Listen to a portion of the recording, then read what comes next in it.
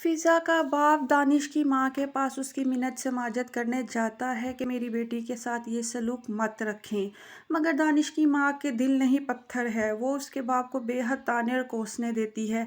ये बात जब फिज़ा देखती है कि मेरा बाप मेरी सास के आगे हाथ जोड़े खड़ा है तो वो इतना ज़्यादा दुखी और गमज़दा हो जाती है कि बाज़ दफ़ा बेटियाँ वालिदैन पे किस कदर बोझ बन जाती हैं और उनकी दिली तकलीफ़ का बायस बनती हैं। मगर दानिश की माँ किसी तौर पर भी उसके बाप की किसी बात में नहीं आती और वो कहती है कि आप लोगों ने सब तरफ हमारी जगहंसाई करवाई है। बारात हम किस लड़की के लिए लेकर गए थे और थमा हमें कौन सी लड़की दी। बस अब आप गैरत वाले हैं तो अपनी बेटी को अपने घर में रखें, उसे यहाँ पर मत भेजिएगा। दूसरी तरफ दानिश की माँ जब दानिश को बताती है कि उसने फ़िज़ा के बाप को खूब बातें सुनाई हैं और अब इज़्ज़त गैरत वाला होगा तो यहाँ पर दोबारा अपनी बेटी को नहीं भेजेगा।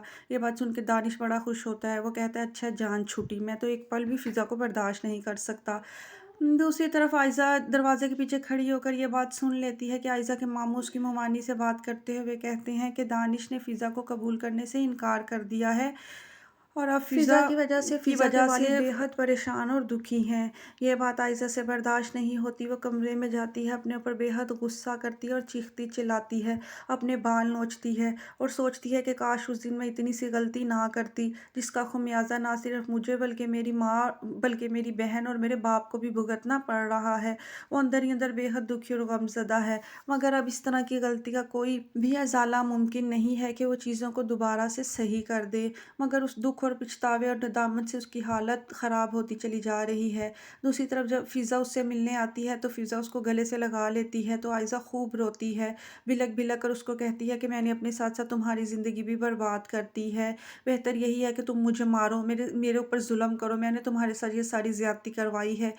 वो बिल्कुल पागलों की तरह अपनी बहन का हाथ पकड़कर मारना शुरू कर देती है, मगर फ़िज़ा उसको कहती है कि ये सब किस्मत और तकदीर के खेल होते हैं, तुम्हारा इस सब में क्या कसूर है।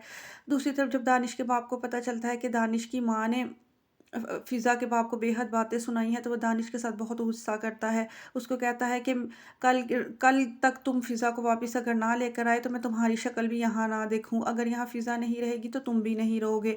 तो मजबूरन दानिश को अपने बाप के आगे हथियार डालने पड़ते हैं और वो फ़िज़ा को लेने चल देता है। मगर ससुराल जाके भी ससुराल वालों के साथ उसका रवैया बहुत लिया-दिया सा होता है और वो बहुत अकड़ के बैठा हुआ होता है। उसके इस रवैये से लईक अहमद भी बहुत ज़्यादा दुखी होते हैं और उनको गुस्सा भी आ जाता है। लिहाजा वो दानिश से कह देते हैं कि हर वालिदैन की ख्वाहिश होती है कि बेटी ससुराल में खुश रहे, लेकिन अगर शोहर ही उसको कबूल ना करे तो वो कभी भी खुश नहीं रह सकती है।